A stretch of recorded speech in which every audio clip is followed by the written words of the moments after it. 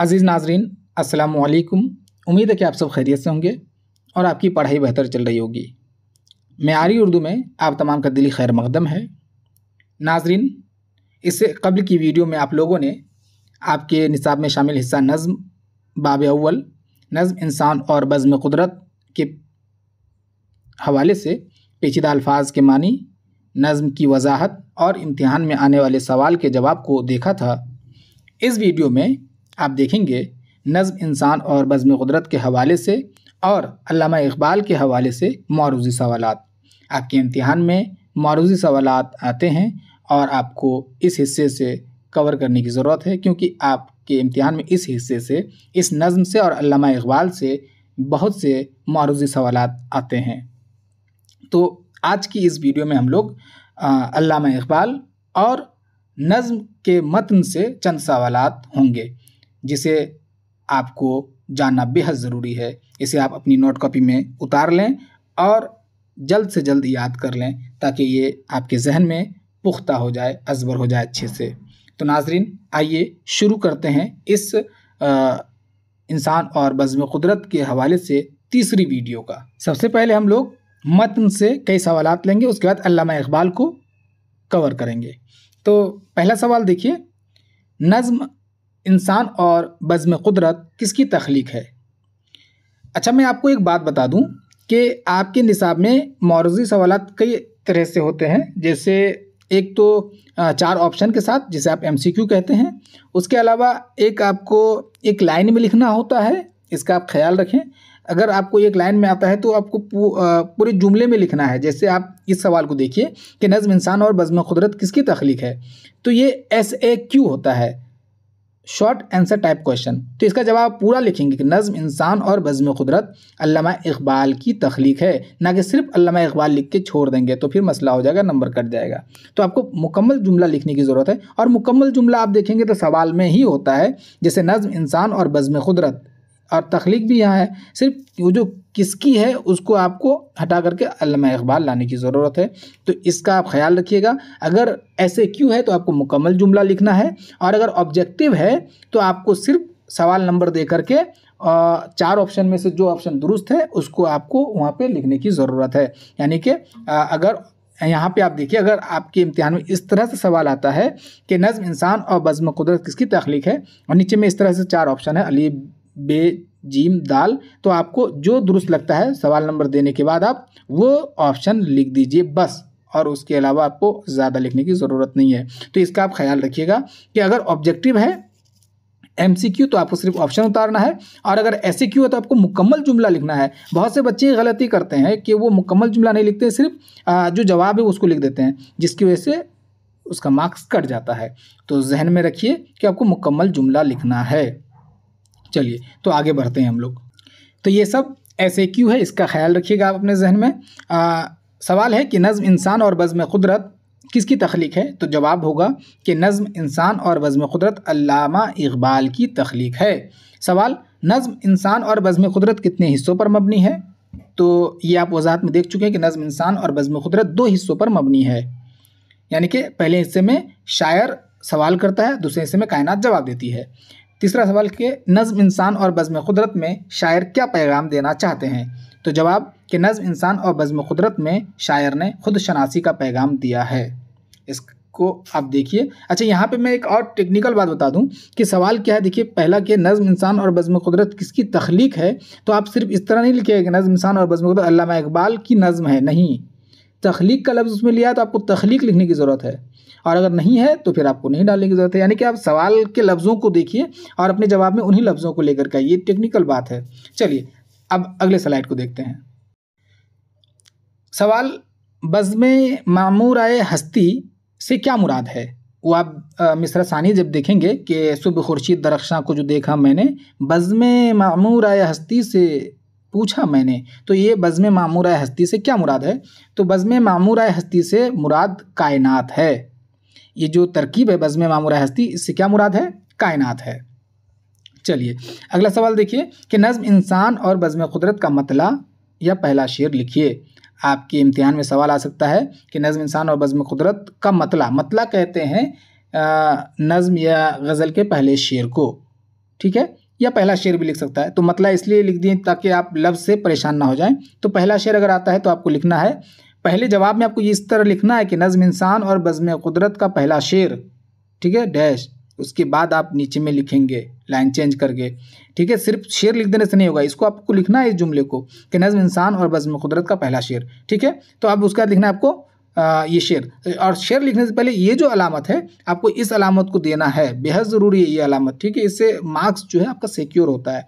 अगर मान लीजिए शेर में अगर कहीं पे स्पेलिंग मिस्टेक भी है तो इस अलामत को देख करके आपके नंबर कटते नहीं हैं।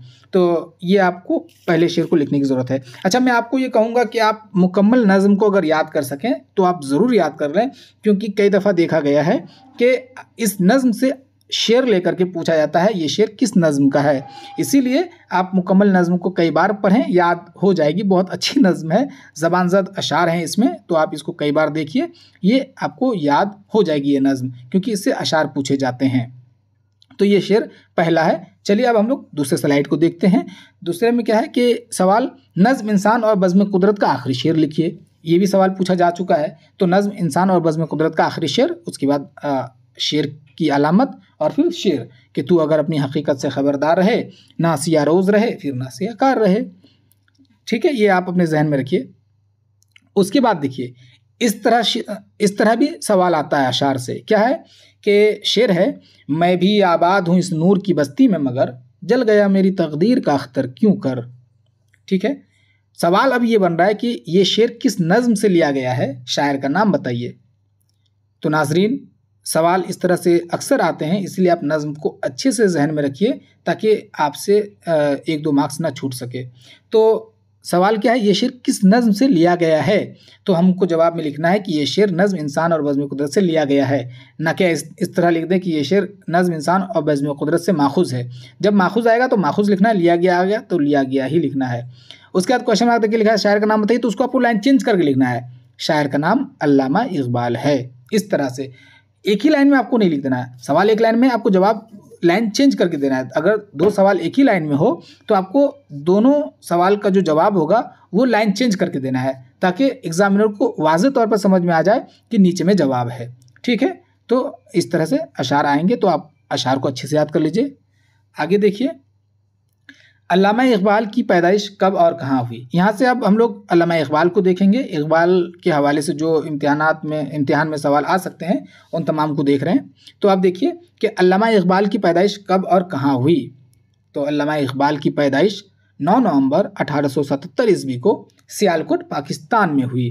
देखिए पाकिस्तान इसलिए यहाँ पे मैंने लिखा है क्योंकि पंजाब से अक्सर तालिब इल्म कन्फ्यूज़ हो जाते हैं कि ये पंजाब कौन सा पंजाब है। तो हमारे मुल्क में भी एक पंजाब है और पाकिस्तान में भी एक पंजाब है, ठीक है। और ये सियालकोट पंजाब में है। तो पंजाब में जो पाकिस्तान है वहाँ पे अल्लामा इकबाल पैदा हुए थे, तो इसलिए सियालकोट पाकिस्तान में। अगला सवाल, अल्लामा इकबाल के वालिद का नाम बताइए। तो अल्लामा इकबाल के वालिद का नाम शेख नूर मोहम्मद है। क्या है? शेख नूर मोहम्मद। शेख नूर मोहम्मद अल्लामा इकबाल के वालिद थे। अगला सवाल, अल्लामा इकबाल की वालिदा का नाम बताइए। तो अल्लामा इकबाल की वालिदा का नाम इमाम बीबी है। अच्छा, अगर ऐसा हो कि अल्लामा इकबाल के वालिदैन के नाम बताएं, वालिदैन यानी कि वालिद और वालिदा दोनों, तो फिर आपको लिखने की ज़रूरत है कि अल्लामा इकबाल के वालिद का नाम शेख नूर मोहम्मद और वालिदा का नाम एक ही जुमले में और लगा करके लिख देंगे, तो इस तरह से वालिदैन हो जाएगा। अगर वालिद अलग और वालिदा अलग आता तो इस तरह से लिखेंगे। अब वालिदैन अगर आ जाए तो आपको दोनों को एक ही लाइन में लिख देना है। आगे देखिए, अल्लामा इकबाल के आबा व अजदाद का ताल्लुक़ कहाँ से था। यानी कि इकबाल के जो आबा व अजदाद थे, बुजुर्ग थे, दादा परदादा थे, वो लोग कहाँ के रहने वाले थे। तो इन लोगों का जो ताल्लुक़ है वो कश्मीर के सपरू ब्राह्मणों से था। यानी कि इकबाल के दादा के दादा जो है वो इस्लाम कबूल किए थे, तो इनका ताल्लुक़ जो है वो कश्मीर के सपरू ब्राह्मणों से था। उसके बाद देखिए, अल्लामा इकबाल ने इब्तिदाई तालीम किस स्कूल में हासिल की।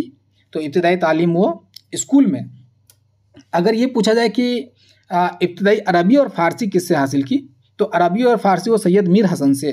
लेकिन जब स्कूली तालीम की बात आएगी तो वो स्कॉच मिशन नाम है। अल्लामा इकबाल ने इब्तिदाई तालीम स्कॉच मिशन नामी स्कूल से हासिल की। उसके बाद देखिए कि अल्लामा इकबाल ने किस मजमून में एमए किया। तो अल्लामा इकबाल ने फ़लसफ़ा में एमए किया। ठीक है, इससे आप जहन में रखेंगे किस मजमून में, यानी कि किस सब्जेक्ट में। मजमून से मुराद है सब्जेक्ट, तो मजमून लफ्ज़ आ सकता है तो आप कंफ्यूज हो जाएंगे, इसीलिए यहाँ पे मजमून लिखा गया है, किस सब्जेक्ट में, किस मजमून में या किस पेपर में। तो अल्लामा इकबाल ने फ़लसफ़ा में एमए किया है। उसके बाद आगे देखिए अगला सवाल, अल्लामा इकबाल ने किस यूनिवर्सिटी से बैरिस्ट्री की डिग्री हासिल की। तो अल्लामा इकबाल ने कैम्ब्रिज यूनिवर्सिटी से बैरिस्ट्री की डिग्री हासिल की। बैरिस्ट्री यानी कि वो बाहर में वकालत की पढ़ाई के लिए गए थे और वकील बन के आए थे, तो वो कैम्ब्रिज यूनिवर्सिटी से पढ़ाई किए थे वकालत की। अगला सवाल कि अल्लामा इकबाल ने किस यूनिवर्सिटी से पीएचडी की डिग्री हासिल की थी। वो पीएचडी भी किए थे हिंदुस्तान से बाहर यूरोप में। तो अल्लामा इकबाल ने जर्मनी के म्यूनिख यूनिवर्सिटी से पीएचडी की डिग्री हासिल की थी। अगला सवाल, अल्लामा इकबाल ने किस मजमून में पीएचडी की डिग्री हासिल की थी। तो इन्होंने यानी अल्लामा इकबाल ने फ़लसफ़ा में पीएचडी की डिग्री हासिल की थी। अच्छा, मैं आपको ये बता दूं, अगर सवाल की नौइयत इस तरह हो कि अल्लामा इकबाल ने किस मजमून में पीएचडी किया था, किया मान लीजिए अगर आ गया, हासिल की नहीं है, तो आपको फिर वही लिखना है कि अल्लामा इकबाल ने फ़लसफ़ा में पीएचडी किया था।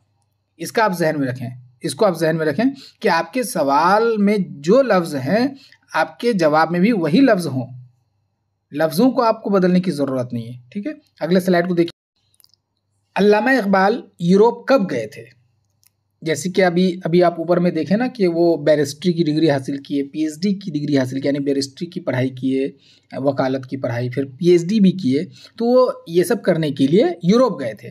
तो गए कब थे वो। तो अल्लामा इकबाल 1905 ईस्वी में यूरोप गए थे। कब, 1905 ईस्वी में। जहन में रखिएगा, बहुत अहम सवाल है ये कि वो यूरोप कब गए थे। तो 1905 ईस्वी में गए थे। उसके बाद देखिए कि अल्लामा इकबाल यूरोप क्यों गए थे, कब गए थे, 1905। क्यों गए थे, तो आला तालीम हासिल करने के लिए यूरोप गए थे। अल्लामा इकबाल आला तालीम हासिल करने के लिए यूरोप गए थे। अच्छा, ये सवाल एक बार इस तरह भी पूछा गया है कि अल्लामा इकबाल यूरोप किस गरज से गए थे। तो गरज के माने मकसद, तो आपको लिखना है अल्लामा इकबाल आला तालीम हासिल करने की गरज से गए थे। ठीक है, उसके बाद अगला सवाल देखिए कि अल्लामा इकबाल यूरोप से कब वापस आए थे। गए थे 1905 में, गए थे आला तालीम हासिल करने के लिए, फिर वापस कब आए। तो वो वापस आते हैं, अल्लामा इकबाल 1908 ईस्वी में यूरोप से वापस आए थे। कब, 1908 में। गए थे 1905 में और वापस आए 1908 में। क्यों गए थे, तो आला तालीम हासिल करने के लिए। अगला सवाल, यूरोप में अल्लामा इकबाल की मुलाकात किन अजीम शख्सियात से हुई थी। तो इनकी मुलाकात जाहिर से यूरोप जाएंगे तो किसी न किसी से तो मुलाकात होगी, लेकिन मुलाकात जाहिर से बहुत से लोगों से हुई होगी, लेकिन अजीम शख्सियात जिनके नाम को आपको याद रखने की ज़रूरत है। तो इनकी मुलाकात हुई थी नीत्शे और बरगसां से। ये यूरोप के माहिर, इसको आप अदीब कहिए या लीडर कहिए, ये बहुत अजीम शख्सियात हैं। तो नीत्शे और बरगसां, क्या नीत्शे, बाज़ लोग इसको नुत्शे भी पढ़ते, लेकिन वो नीत्शे है, नीत्शे और बरगसां। अगला सवाल, अल्लामा इकबाल ने किन कॉलेजों में पढ़ाया। या इस तरह हो कि अल्लामा इकबाल ने किन कॉलेजों में दर्स व तदरीस के फ़राइज़ अंजाम दिए। इसको ज़हन में रखिए, पढ़ाया आया या दर्स व तदरीस के अल्फाज आए, तो आपको इस तरह लिखना है। तो आपको जवाब लिखना है कि अल्लामा इकबाल ने लाहौर के ओरिएंटल कॉलेज और गवर्नमेंट कॉलेज में पढ़ाया। या अगर दर्स व तदरीस वाला आता है तो आपको लिखना है कि अल्लामा इकबाल ने लाहौर के ओरिएंटल कॉलेज और गवर्नमेंट कॉलेज लाहौर में दर्स व तदरीस के फ़राइज़ अंजाम दिए। सवाल जो होगा आपका जवाब वही होगा। सवाल के हिसाब से अपने जवाब को बनाएं, और बहुत ही हुनरमंदी का काम है और बहुत आसान काम है मेरे ख्याल से। सवाल के अल्फाजों को देखिए, सवाल में जो कीवर्ड जवाब का है वो डालिए और सवाल के अल्फाजों को लेकर के अपना जवाब तैयार कर लीजिए। बेहद आसान है, आपको हुनरमंदी दिखाने की ज़रूरत है। अगला स्लाइड देखिए, अल्लामा इकबाल के उस्ताद का नाम बताइए। या इस तरह हो कि अल्लामा इकबाल के कहने पर या फरमाइश पर अंग्रेज़ी हुकूमत ने उनके किस उस्ताद को शमसुल उलमा का खिताब दिया था। ठीक है, सिर्फ उस्ताद पूछे तब भी सैयद मीर हसन है, यहाँ पे मुख्तसर में जवाब इसलिए लिखूँ कि 2 सवाल है तो दोनों को अलग अलग अंदाज से बनाना है। अगर सिर्फ पूछता है कि अल्लामा इकबाल के उस्ताद का नाम बताइए तो आपको लिखना है कि अल्लामा इकबाल के उस्ताद सैयद मीर हसन थे। अगर इस तरह पूछे कि अल्लामा इकबाल के कहने पर उनके किस उस्ताद को अंग्रेज़ों ने शमसुल उलमा का खिताब दिया था, तो आपको कहना है कि सैयद मीर हसन को। अल्लामा इकबाल के कहने पर अंग्रेज़ी हुकूमत ने उनके उस्ताद सैयद मीर हसन को शमसुल उलमा का खिताब दिया था। इस तरह बनाएंगे, ठीक है। उसके बाद सवाल, अल्लामा इकबाल ने शायरी में किसकी शागिर्दी अख्तियार की। वहाँ सिर्फ उस्ताद देख लीजिए, अब यहाँ पे शायरी के उस्ताद कौन थे, यानी कि ये जो शायरी करते थे तो शायरी किसको दिखाते थे। तो अल्लामा इकबाल ने शायरी में दाग दहलवी की शागिर्दी अख्तियार की।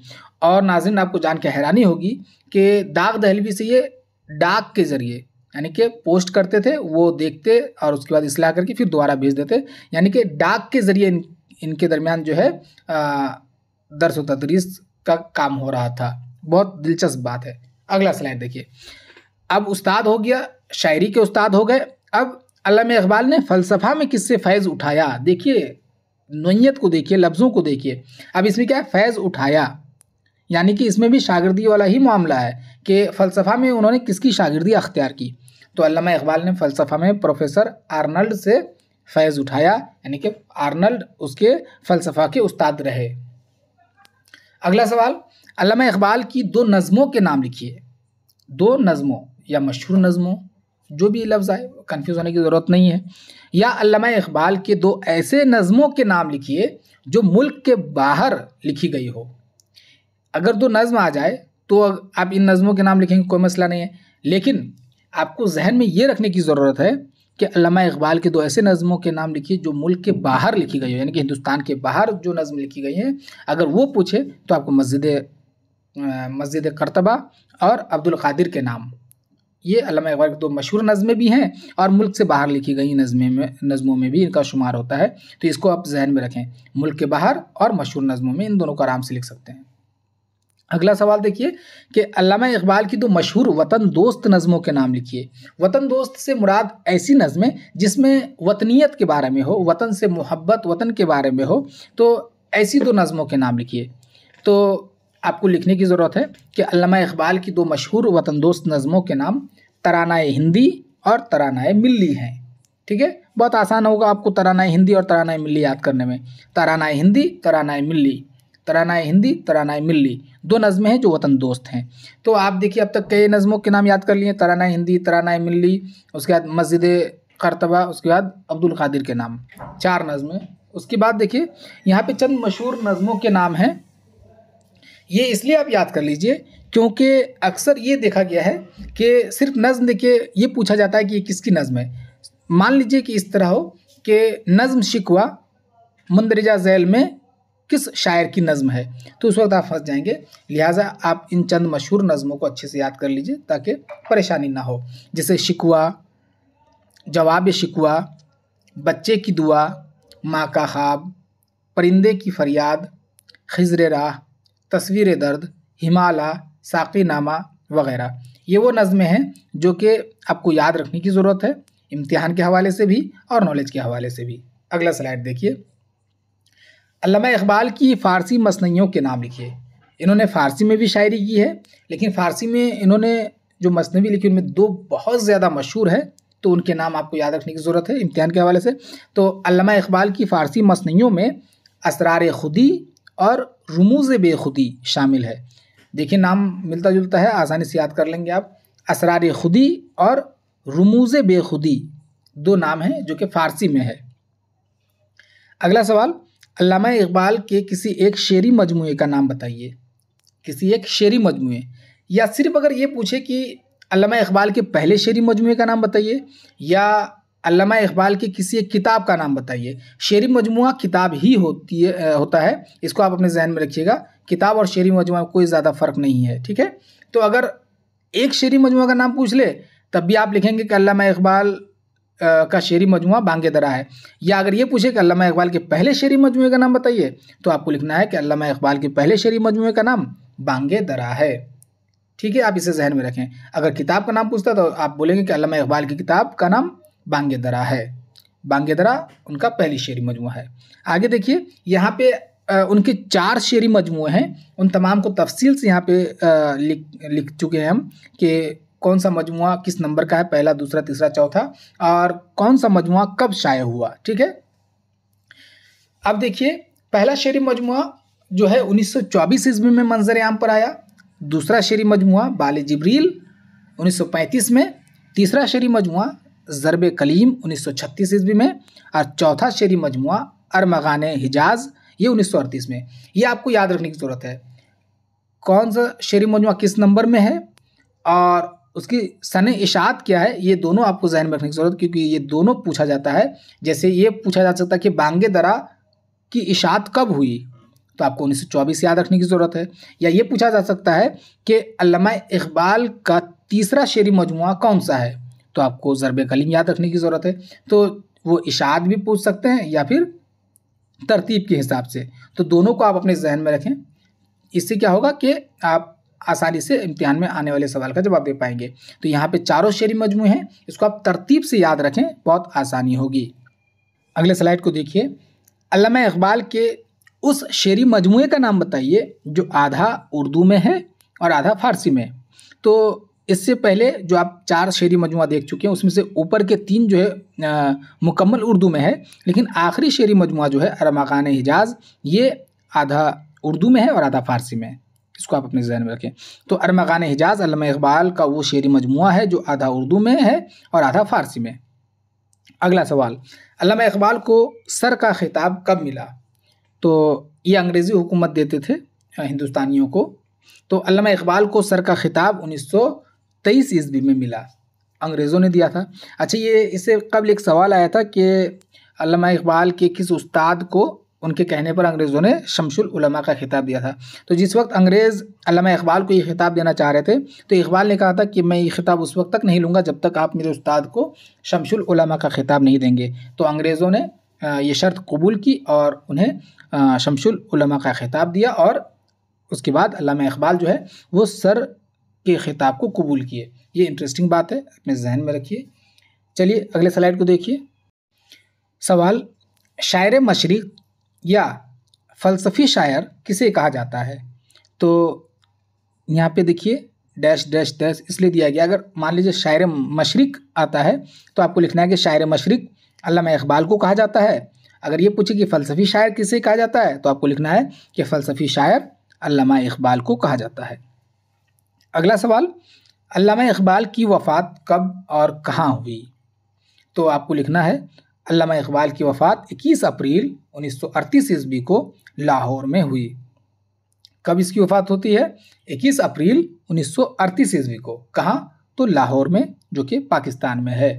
अगर ये सवाल इस तरह है कि अल्लामा इकबाल की वफ़ात कब हुई सिर्फ, तो आपको लिखना है अल्लामा इकबाल की वफ़ात 21 अप्रैल 1938 ईस्वी को हुई। वहाँ पे आपको लाहौर लिखने की ज़रूरत नहीं है, ज़हानत दिखाने की ज़रूरत नहीं है, क्योंकि ज़हानत दिखाने जाएंगे मार्क्स कट जाएगा।